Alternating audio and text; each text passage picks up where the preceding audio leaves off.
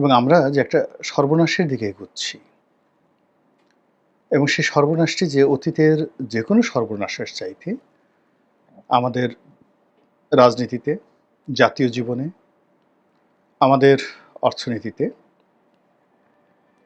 আমাদের শিল্প এবং সাহিত্যে, বিচার ব্যবস্থায়, রাষ্ট্রযন্ত্রে যে সর্বনাশ ঘটাবে তার আলামত কিন্তু আমরা দেখতে পাচ্ছি। আপনারা যদি জুলাই মাসের আবহাওয়া দেখেন, আমি আমার জিন্দেগিতে কোনো জুলাই মাসে এরকম আবহাওয়া দেখিনি। মনে হচ্ছে বাংলার আকাশ অঝরে কাঁপছে। মুষলধারে বৃষ্টি, উপকূলীয় অঞ্চলে একেবারে যেটাকে বলা হয় ক্যাটস অ্যান্ড ডগ, মুষলধারে বৃষ্টি। সেখানকার জনজীবন তছনছ করে দিচ্ছে। তারপর সাগর। সাগর মনে হচ্ছে সাগরের মন খারাপ। সাগর আর ধারণ করতে পারছে না। এটা ঘূর্ণিঝড় নয়, কালবৈশাখী নয়, সুনামি নয়। ৩ নম্বর, ৪ নম্বর সতর্ক সংকেত।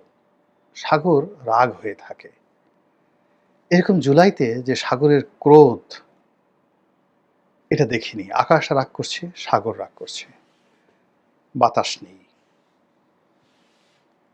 বাতাসের যে প্রবাহ সেটা নেই। ফলে আপনি দেখুন বৃষ্টি হচ্ছে, তারপরে আকাশ মেঘলা কিন্তু গুমোট গরম, প্রচণ্ড গরম। সেই গরমের মধ্যে নগর জীবন, গ্রামীণ জীবন সব এলোমেলো হয়ে গেছে। চারিদিকে শব্দ নেই, সুন্দর কোনো শব্দ নেই। আমি গত সেই ১০-১২ দিনে কোনো পাখির কলতান আমার কানে আসেনি। কাক ডাকে না, কোকিল নেই, টিয়া, ময়না, শালিক, চড়ুই পাখি, কোনো পাখির ডাক আমি শুনি না। এই যে এখন বলছিলাম হঠাৎ করে একটা পাখি এই মুহূর্তে কে যেন ডাক দিল আমার আশেপাশে। কিন্তু এর আগ পর্যন্ত আমার বাসা যে জায়গাতে, এখানে শুধু পাখির কলকাকলি। আমি গত ১৫ দিনে সেই পাখিদের যে স্বাভাবিক কলকাকলি সেটি আমি দেখতে পাচ্ছি না। এই যে প্রকৃতি যখন বিরূপ হয়, কোনো সর্বনাশ ঘটার আগে, আপনারা যারা বয়স আছেন ৭৫-এর ১৫ই আগস্টের আগে প্রকৃতি কেমন ছিল স্মরণ করেন। ১৯৭১ সালের ২৫শে মার্চে প্রকৃতি কেমন ছিল। জিয়াউর রহমান সাহেব যখন নিহত হলেন মে মাসে ১৯৮১ সনে, কেমন ছিল প্রকৃতি স্মরণ করেন। শেখ হাসিনা যে পতন হলো আগস্ট মাসের ৫ তারিখে, প্রকৃতি কেমন ছিল। এরকম মুষলধারে বৃষ্টি ৫ তারিখে ঢাকাতে যে বৃষ্টি হয়েছে, আগস্ট মাসের ৫ তারিখে এমন বৃষ্টি আমি দেখিনি, মানে আমার জীবনে দেখিনি। আবার ১ বছর পরে এই জুলাই মাসে গত ১৫ দিন যাবৎ প্রকৃতির মধ্যে আমরা একই দেখছি। এই গেল প্রকৃতির অবস্থা। আন্তর্জাতিক রাজনীতিতে আপনি দেখেন আমেরিকার সাথে কি হচ্ছে। এখানে একটা চুক্তি হচ্ছে, ট্যাক্স বাড়ায় দিচ্ছে, সেগুলো নেগোসিয়েশন করার জন্য। মানে আমরা কি স্বাধীনতা, সার্বভৌমত্ব বিসর্জন দিচ্ছি না কি করছি? সেন্ট মার্টিন আছে না থাকবে? মানে কি যেন একটা হযবরল অবস্থা। কেউ বলছেও না, অথচ আতঙ্ক আমাদেরকে তাড়া করে ফেলছে। রাজনীতিতে ইলেকশন হবে, সংস্কার হবে, পার্লামেন্ট হবে, এই সমস্ত জিনিস চিন্তাই আসছে না এখন। ইউনূস সাহেব ক্ষমতায় থাকবে, যাবে, কি হবে, এগুলোও চিন্তা আসছে না। পুরো মনোযোগ এখন রাজপথের দিকে।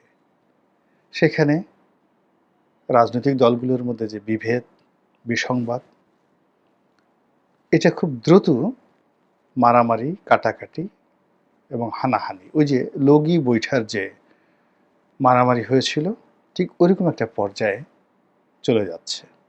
চোখের সামনে দেখতে পাচ্ছি। মানে এখন যাকে বলা হয় লগি বৈঠার যে সন্ত্রাস, সাপের মতো মানুষকে পিটিয়ে মারা হয়েছিল। আচ্ছা বলেন তো, সেটা বেশি নির্মম আপনার কাছে মনে হয়েছে? নাকি এই যে পাথর দিয়ে গুতিয়ে গুতিয়ে যে মানুষ মারা হচ্ছে সেটা বেশি নির্মম মনে হচ্ছে? তাহলে আমাদের এতকাল পরে বিজ্ঞানের এই যুগে আমাদের মন এবং মননের কি পরিবর্তন হলো?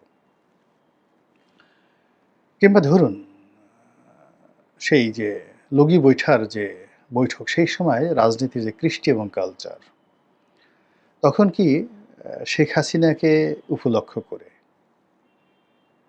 আওয়ামী লীগে বিএনপির যারা লোকজন তারা কখনো ওই যে তারেক রহমানকে নিয়ে যে কথাগুলো বলা হচ্ছে, স্ত্রীলিঙ্গ এবং পুংলিঙ্গ, মানে যাই বলেন না আপনি কেন, শেখ হাসিনাকে উদ্দেশ্য করে কি এই ধরনের কথা কেউ বলেছিল? খালেদা জিয়াকে উদ্দেশ্য করে এই ধরনের খুব বাজে কথা বলা হচ্ছিল? জিয়াউর রহমানকে, তারপরে বঙ্গবন্ধুকে, গোলাম আজমকে উপলক্ষ করে এই সমস্ত বাজে কথা বলা হয়েছিল? গোলাম আজমের এটা করব, তারপরে বঙ্গবন্ধুর এটা করব, জিয়াউর রহমানের এটা করব, এই সমস্ত কথা তখন বলা হয়েছিল? হয়নি। কিন্তু তারপরেও লগি বৈঠার নির্মমতা হয়েছিল। তাহলে এখন চিন্তা করেন যে ২০২৫ সনে যখন সরাসরি বেগম জিয়াকে নিয়ে অশ্লীল অশ্রাব্য কথা হচ্ছে, তারেক রহমান সাহেবকে নিয়ে হচ্ছে, জামাতের আমিরকে নিয়ে হচ্ছে, চরমোনাইয়ের পীর সাহেবকে নিয়ে হচ্ছে, অশ্লীল অশ্রাব্য, এটা কি পরিমাণ ঘৃণা এবং ক্রোধ তৈরি করছে। এবং এই যে দেখেন পাথর দিয়ে যাকে মারা হলো, এখন এটার খালি আমরা মৃত্যুটা দেখছি, এই নির্মমতার পেছনের ইতিহাস তো আমরা দেখছি না। আমরা লগি বৈঠার নির্মমতা দেখছি, কিন্তু নির্মমতার পেছনের যে ইতিহাসটা, কেন লগি বৈঠা হলো, বা এই যে মিটফোটে পাথর দিয়ে যে যাকে মারা হলো, আপনি বোঝার চেষ্টা করেন যে তাকে মারতে মারতে যে প্রতিপক্ষ তাকে উলঙ্গ করে ফেলেছে এবং সে কনফার্ম হয়ে গেছে মরে গেছে। সে রাস্তায় শুয়ে আছে, মৃত ব্যক্তি। আবার ফিরে এসে তাকে পাথর দিয়ে গুতিয়ে গুতিয়ে সে আবার টেস্ট করলো যে সে বেঁচে আছে কিনা। তাহলে যে মেরেছে, হত্যাকারী, সে নিহত ব্যক্তির দ্বারা এতটা ক্ষতিগ্রস্ত হয়েছে, এতটা অপমানিত হয়েছে, এতটা ক্রোধান্বিত, এতটা ঘৃণা, যে তাকে ওইভাবে পাথর দিয়ে পিষে পিষে মারার পরও তার ভিতরে কোনো অনুশোচনা তৈরি হয়নি। এবং এটা যে এই যে হত্যাকাণ্ডের যে পরিবেশ পরিস্থিতি, এটা তৈরি হয়েছে ধরুন গত ১১ মাসে বা তারও আগের থেকে। ব্যবসা নিয়ে, বাণিজ্য নিয়ে, অনেক কিছু নিয়ে তাদের মধ্যে এই ক্রোধ তৈরি হয়েছে। এবং ওই ক্রোধ তৈরি করার আগে, মরার আগে বা মারার আগে তাদের মধ্যে খুব অশ্লীল অশ্রাব্য কথা বিনিময় হয়েছে, গালাগাল হয়েছে। জিজ্ঞেস করে দেখেন। তার ফলে এরকম একটা নির্মম হত্যাকাণ্ড সংঘটিত হলো। এখন আপনি রাজপথ, এই রাজপথে যে ভাষাগুলো রাজনৈতিক দলগুলো তাদের প্রতিপক্ষের জন্য ব্যবহার করছে, এই বাংলায় ইতিপূর্বে কখনো হয়নি। জাসদ এত খুন করেছে, জাসদের ৩০,০০০ লোককে নাকি জিয়াউর রহমান সাহেব খুন করে ফেলেছেন, বঙ্গবন্ধুও নাকি ৩০,০০০ লোককে খুন করে ফেলেছেন, এরকম কথাবার্তা আছে। ৩০,০০০ ডাইরেক্ট শুট করে ফেলেছে। কিন্তু জাসদের কোনো মানুষ তো বঙ্গবন্ধু বা জিয়াউর রহমানকে নিয়ে কখনো বাজে কথা বলেননি। কিন্তু এখন ৩০,০০০ লোক মরেনি প্রতিপক্ষের হাতে, জেলে ঢুকানো হয়নি, কোনো কিছু করা হয়নি, কিন্তু এই অশ্লীল শব্দগুলো আসছে কেন? যেটা খুব ক্রোধ তৈরি করে,